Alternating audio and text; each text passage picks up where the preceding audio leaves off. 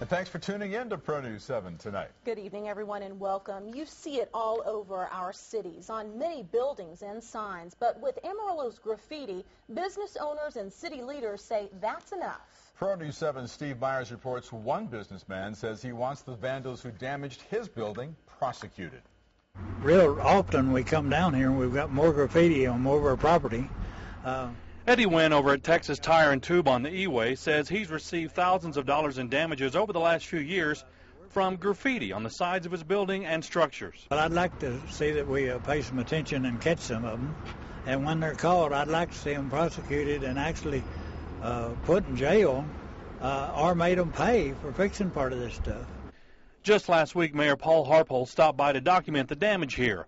The mayor addressed graffiti a number of times in his campaign, and after last night's hit to Eddie's business, he wants to ramp up efforts to curb the damage and catch the culprits. And he thinks starting a citywide volunteer committee is the start.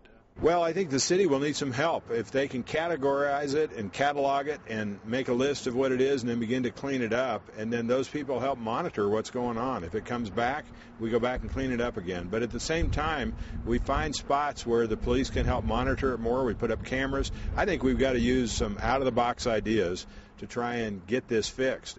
Graffiti starts as a Class B misdemeanor with less than $500 in damage, punishable with a $2,000 fine and up to 180 days in jail.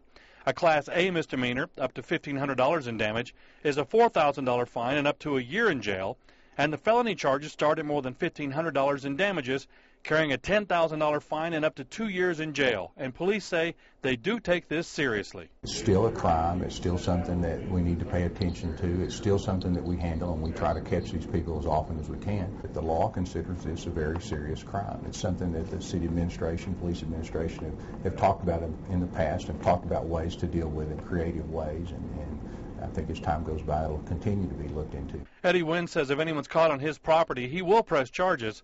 Last night's hit is estimated at a couple $1,000s in damages, and he says he'll try to avoid passing those costs now to his customers. Steve Myers, Pro News 7.